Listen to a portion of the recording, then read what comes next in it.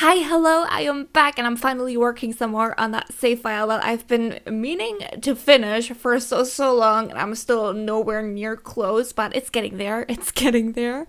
And today I am working on this lot right here. This is in Willow Creek, the neighborhood that's kind of in the bottom left, where usually you have like sort of like a downtown area, I think is how I always understood it. But this lot normally has the library on it. There is like a nightclub, a gym, and a library. And I'm thinking, what if for my version of Willow Creek, instead of going along with that idea, I try and turn this area into a residential area just to kind of mix things up. And as you can see, I've already put some thought into how I want this to look, because I didn't actually start with an empty lot. And as you can tell, the other lots in the background are also, they're not done yet, but they also already have some shells on them. And this is because I wanted to use debug houses, like the little fake houses that you can cheat to get that are normally just for the environment, that are kind of, the secret items that you can only get with cheats. To kind of make this seem fuller, like there's more houses in this neighborhood than there actually is. And so on the lot that I'm actually building on, to the left, I have this like fake house, and then on the right, directly attached to it, I'm trying to basically build something that is, an actual house and matches to that fake house. And I'm not trying to copy it exactly, but I'm just kind of trying to copy the style, and I'm trying to sort of, do my own thing while making it look like they're both kind of part of the same structure, so that in the end, it could kind of seem like this is a duplex, right? And it actually works really well, to my surprise, because luckily the side that I'm attaching my actual real house to is completely flat, and so the wall perfectly fits against it without any weird clipping issues. The only problems that I did have is that on the porch there's kind of fences that clipped weird with my fences, but I think that's fine. And in the back there's also a pretty big chimney that kind of reaches into what, my side of the lot would be, but I kind of worked around it and made it seem intentional. Other than that, this is going to be a completely normal house for a completely normal family that I already made. I don't have like a section of the video where I properly introduce them, kind of because I'm not sure if like their designs and stories are final. I think I want to give them maybe a little bit of a makeover at some point. But they're the Collins family, and they're 2 parents and 3 kids, 2 teenagers who are twins, and then 1 child. And the idea that I have for them is that basically the husband is like a journalist, but he's kind of bad at his job. He's kind of like an awkward guy and a klutz. And so nobody really thinks he's that capable. And he's also kind of like worried about losing his job or getting demoted because, again, he's not the best at his job. But now he has a pretty big opportunity to finally prove himself. Because in town, there is now this new supervillain, this like big bad criminal that everybody's talking about. And he made it his mission to kind of blow their cover and get behind their tricks to like help stop them and stuff. And he's working really, really hard for that. But somehow they're still always one step ahead. And gee, I wonder how. If you were to actually play with them, it becomes pretty obvious immediately. But the supervillain is his wife. And obviously she totally keeps it a secret from the rest of the family that she's, this big criminal. But so that's how she always knows what he's up to, is because she's literally married to him and sees him every day. And so my idea for this lot was that basically I wanted to make this look completely normal, like any family home, but then using like the little bookshelf doors, I wanted to make a secret way down into a secret basement and build like her villain lair down there. And so yeah, that's the basic idea so far, and the house is coming along as well. I've now finished to kind of do the layout and kind of figure out the floor plan. So downstairs I have this like, first of all, fancy entryway with the stairs that kind of wrap around. Right next to it, I also have this small little bathroom, and then the rest of the downstairs area is pretty much like open concept. And so I'm gonna have like a kitchen, dining, and living room area all in the space. It is a little tight, but I think it turns out really cute. They also get a garden in the back. Unfortunately, also kind of small, but again, it's probably fine. And then upstairs, if I'm so honest, I might have to give the upstairs an update at some point because I'm not quite happy how it turned out in the end just yet. I think it's pretty cool. But maybe there would be better ways to go about it. Because the parents' room turned out kind of really big. And then I also have a bathroom up there. And then I made the two teens share a room, which I think makes a lot of sense. And then the child has their own room. But just the way that the space is separated up there is kind of unfair because the kids get so little and the parents get so much space. So yeah, I'm pretty happy with how it turned out in the end. But I think if I ever have like a better idea to separate the space up there and make it more fair, I think I might just come back and kind of give it an overhaul. Other than that, downstairs, I have also already prepared the secret way down into the secret basement. What I end up doing is, again, using those bookshelf doors, and I'm gonna have two of them left and right of my TV in the living room. And so one of the doors is just kind of going to be a decoy to make it symmetrical, and then the other one will lead you down to a little room with a ladder. By the way, I should have totally mentioned this in the beginning, but I'm also building this entire house using just the base game and no packs, because my big idea with my save file is that in the end it's going to be compatible with any combination of packs. And so since Willow Creek is the base game world, I am only using the base game. In the end, I do want to come in and like maybe play some pack specific items so that if you have maybe like an extra pack, you know, you get the extra item, but then if you don't, the item is not going to show up, and then, I mean, you just don't have it, but you also wouldn't notice that anything is missing technically. That's kind of the big idea with the save. Kind of giving it the cross-pack compatibility that I wish just the regular game had. For now, in this video though, I am only using base game items, and that is also how I will be posting it on the gallery in the end. And this time around, the base game kind of gave me a bit of a hard time. I mean, it's always a bit more difficult to just use the base game as opposed to, you know, use a bajillion packs. Because, I mean, in general, having more options is always more better. I feel like there is this sort of opinion, I guess, with people who play The Sims, that if you just have the base game or if you just have a few packs, there is no way that you could build something cute.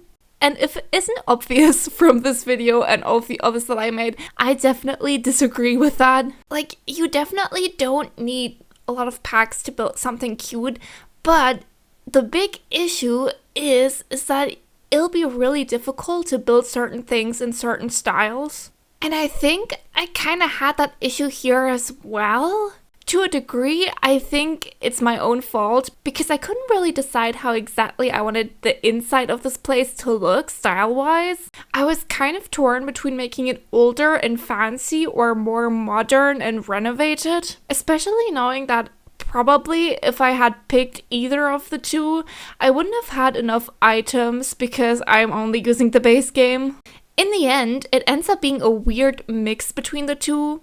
I was thinking we could maybe pretend that this house is older but then was renovated at some point and got a lot of newer furniture. Still, stylistically, it's a bit weird because there are certain areas that feel way more modern. The whole thing being open concept is quite modern as well, right? Because I don't think you would really have that in older houses. I think that's more of a newer idea.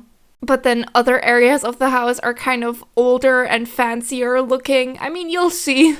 So I don't really know how realistic and coherent the interior will be in the end, but then again, realism is not really something that I'm worried about here anyway. I mean, there is a whole villain lair in the basement for crying out loud. Getting back to that, by the way, talking about the story, what I think is really fun about the household is that it's kind of up to you what you do with these two.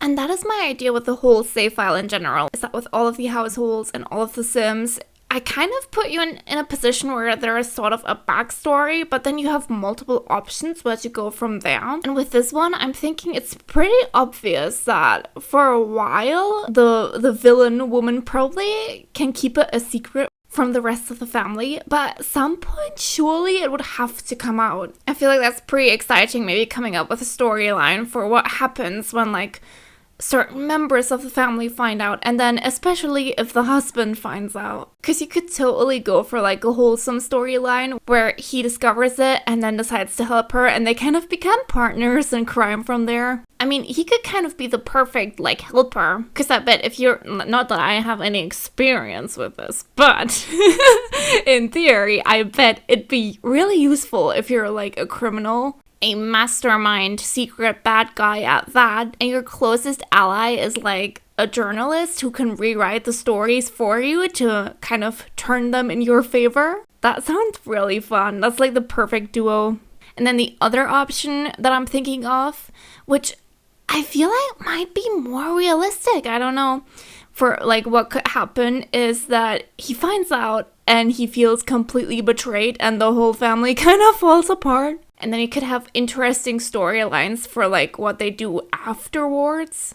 I honestly can't decide. The first one sounds really fun, but the second one is more drama. So again, if you, once it's done, decide to download the save file and decide to play with these guys, totally up to you. In fact, there was probably a bunch of other ways this could go that somebody could come up with. Another thing is also the kids.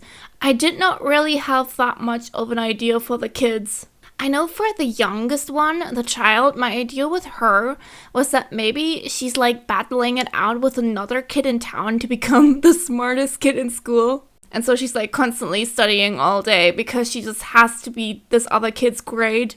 And then when it comes to the teen twins, I thought of the least stuff for them, and I'm pretty sure that I also had it really stereotypical where like the boy is really into sports and the girl is just kind of a generic girly girl, like super boring like that. Again, I think I want to give them a makeover at some point, and maybe I could think of some better stories for the kids as well. I'm thinking right now, wouldn't it be fun if one of the kids actually, like one of the teenagers actually knew about the mom being a bad guy? Like, what if maybe the boy is the only one who was in on the secret in the family, and that's because the mom told him a while ago because she kind of wants to maybe train him to become, you know, the next villain in line, her heir? That sounds really fun as well. You know what? I might include that. And then for the teen girl, I don't know, I'm sure there is something else exciting that I can come up with. Maybe she could take after the dad then. Maybe she could kind of be into writing. This is also giving me more ideas for like what could happen in the story as you're playing. Like, what if everybody else finds out about the mom being a villain and we do take the route where everybody's super betrayed and like, how could you hide this from us? How could you do this? And she actually decides that, you know what? You're right. And I'm not going to be a villain anymore. But what if the son then is like, what do you mean you're not a villain anymore? I guess I'll take it from here then. And then he keeps being a villain secretly from there without anybody else knowing or something like that. Yeah. I really like this household. I think the backstory is really fun, and obviously there is a lot of opportunity to kind of take it from there and turn it into your own story, which again is of course exactly what I want. Well, that's kind of a bit inconvenient that I just came up with a cool new story for this while recording the voiceover when I already built the whole house. Well, I guess I said I want to give those people a makeover anyway, and I also already said that I maybe want to come back and redo the kids' rooms anyway, so... And even if that hadn't been my plan, you can of course always go back to what you already made, and then give it a bit of a makeover. Now, not to change the subject all suddenly and abruptly, but I kind of want to talk about this. For me, when I'm recording this, we just got the news of the new, like, in-game marketplace storefront thingy that they're going to add. Not to, like, date the video, but that is what just happened. Everybody's kind of talking about it at the minute, and everybody's kind of upset. Can I be so real? I feel nothing, honestly. Maybe I should explain first. Basically, the gist of it is they're going to add in-app or in-game purchases or microtransactions or whatever you want to call it. They're going to add this whole new like in-game currency called moolah that you know, will buy with actual real-life currency. And it's coming out pretty soon. There is a chance that by the time you're seeing this, it's already out. You'll be able to purchase like stuff from popular CC creators. And I guess giving CC creators the spotlight is cool in general, but apparently they also get only quite a small cut. But yeah, like I said, I don't really feel anything about this. I feel like this is very on brand for EA to do. I also can't really like sit here and be like, oh my gosh, I hate microtransactions, and then, upload other videos playing Infinity Nikki. Like, am I sad that The Sims is kind of turning into just kind of microtransaction-y slob, I guess? I mean, it always kind of has been that, hasn't it? But this is making it worse, I guess. Yeah, sure, but also, again, I saw it coming. This feels like the natural progression of things. Also because we used to have something really similar in The Sims 3. Potentially also before that, but I didn't really play any of the games before that.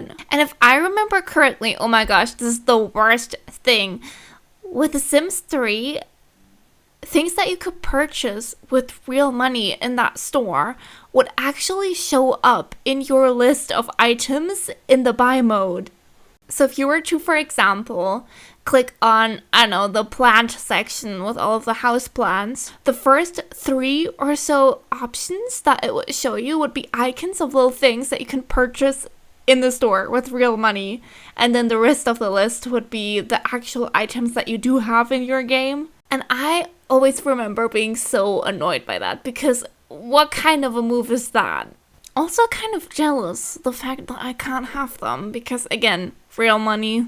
But yeah, I would not be surprised if they start doing that in The Sims 4 at some point as well. Or again, I bet a lot of people will be upset, and rightfully so, but again, I'll probably not feel anything when that day comes, because again, I'm literally predicting it right now. Like, I would not be surprised if it's coming. But yeah, just because I'm like whatever about it, that does not mean that I like it and that I'm going to purchase anything from there. In fact, like I already said, I do not want to purchase anything from EA anymore in general.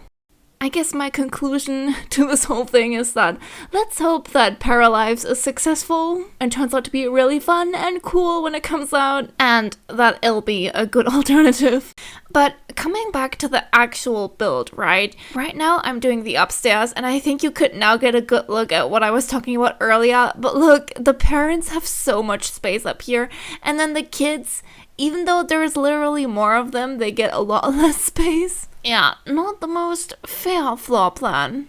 And specifically with the teen bedroom for the twins, I cut all of this out, but let it be known that behind the scenes, I had a really long struggle with those stupid bunk beds. And I still don't understand what happened. I'm thinking they might be glitchy right now in the game, because I kind of wanted to place them down in sort of like an L formation, literally in a way that they also suggest. Like, I don't know if you've ever had a closer look at the bunk beds in this game, but in the buy mode, there are a few examples of how to place them down. So there is a bunk bed that you can get from there, with both of the beds just all classic bunk beds directly on top of each other. And there's like other formations as well, I'm pretty sure.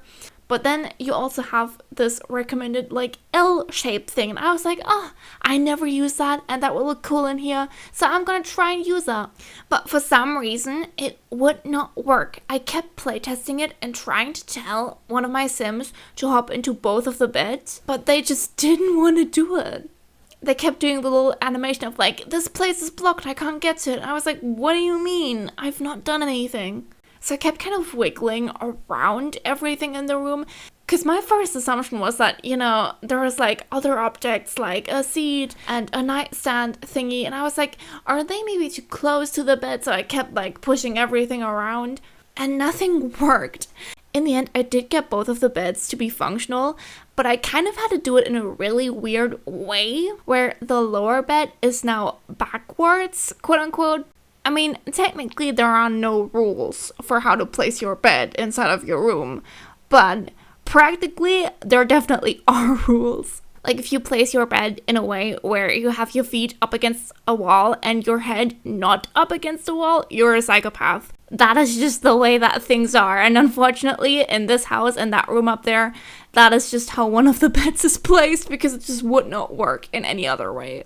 But with that, the whole rest of the house is taken care of, and now all that remains is the secret basement, the main attraction. And yeah, as for the functionality of this room, there isn't really any. This whole thing is mostly just for show. But I did kind of place like a cool upper floor with stairs going down into like a lower area.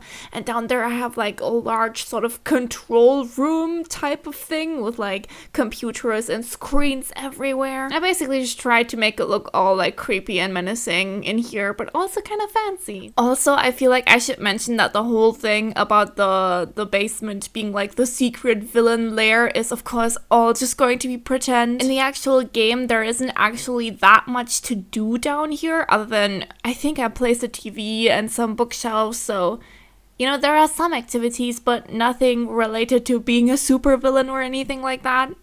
And obviously, with the way that the Sims are, there is a good chance that somebody who, according to the story, should not be down here accidentally finds their way down here just from random pathing. In order for that to work, what I want to do is lock the bookcase door at the top. If you didn't know, there is a feature in the game where you can click on any door and then select some locking options. You can choose to lock the door entirely for everybody, but you can also click on different options like locking the door for specific people. And so what I want to do in this case is lock the door for everybody but the mom and potentially the son, if I do go along with the idea that he's maybe like the heir, the supervillain heir, but I think I will. I think that's a cool idea. I'm not sure though if you'll get that in your game as well, especially if you download it from the gallery, so you might have to come in and do that yourself before you start playing here. But yeah, with that, the basement is complete and so is the rest of the house, so I shall send you off to the final tour.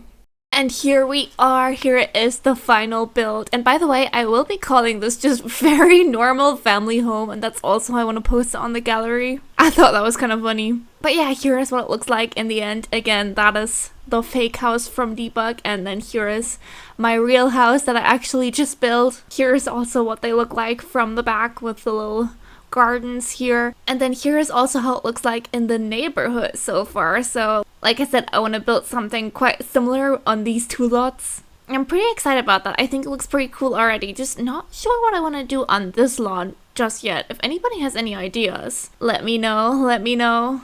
And this is, by the way, what the supervillain lady looks like. I have her here right now. And I told the dad to come stand outside here as well, but he's not here, so I have no idea where he went. I'm kind of worried. But yeah, isn't she cool? But anyway, let's actually check out the inside and maybe see if we can find the dad. So yeah, when you first come in, you end up in this little like entry hallway section. If you come through this archway, there is a door immediately to your left, and that leads you to this teeny tiny little bathroom that I put down here. And then moving on, we got this little like seating section right here, and then this is the kitchen that's very tiny and very tight, but it works. And if you walk past that, that'll lead you into the sort of like main living room section with a dining table as well. And I think this place turned out really cool, especially I love this gallery wall a lot. And then over here, this is of course what I talked about, we have this living room section with these not suspicious at all bookcases, and this one is in fact the secret entryway, which we shall check out in a little bit. Right here, there is also a glass door, by the way, and this is what I talked about. I had this weird chimney that is from the other fake houses that kind of reaches into my side. Oh, ignore that. But I kind of worked around it by just placing a fireplace over here. It's in a bit of a weird spot in front of the window, but whatever. And then here is the garden with just some activities scattered around. And if you were to walk all the way back through the arch and then up the stairs here, there is this little like table thingy. Literally the only reason this is here, and it doesn't even do that great of a job, but this is here to cover up the fact that this other bookcase door is clipping. Anyway, if you walk up the rest of the stairs, you get to this little hallway in the middle. Oh my gosh, the glitches. And then this is what the upstairs ended up looking like. So up here, I have the main bathroom. Honestly, kind of boring. It's just a bathroom. Over here is the room for the child. And then right next to it, we have the room for the teen twins. And this is what I talked about. Look, normally I would have liked to place it that way around. But for some reason, like this, it just wouldn't want to work. And so I had to place it the other way around. I'm sorry. But yeah, this is their room. And they even have a little door out to the balcony out here. With nothing much really going on, but it's pretty cool. And then over here we have, of course, the parents' bedroom. They get so much space and the kids get just this over here, but shh, it's fine. And then over here in this corner, I tried to make this look like the dad's office, maybe. Like, this is where he writes a lot of the stories from and, you know, does his little detective work trying to figure out who this mysterious bad guy is. And they also have a door out onto the balcony with, again, not much going on. And then finally, we have the basement down here. I literally just talked about how if you don't lock the door or anything, there is a good chance that the Sims who are actually not supposed to be down here will come down here. And guess what? I found literally all 3 of the kids of the household down here when I loaded back in. We got the son on the workout machine, and we got both of the daughters using both of the TVs in here, and I thought this was so funny. Because this one is using this TV over here to watch action movies, and then this one is using the other TV in the room to watch romance movies. But yeah, as for the actual tour, we have this like upper area right here with the workout station and the little video game machine thingy. I thought this was pretty cool as well. I kind of tried to make the section with a ladder look like sort of like a glass elevator, the way I thought that supervillains would maybe have them in their lair. But so down here we have all of these stolen objects, all of the treasures, and of course a creepy villain seat, which, like I said, the daughter is using right now, who's not supposed to know about it. And other than that, that's it. Thank you so much for watching all the way to the end, and I'll see you in the next video. Bye!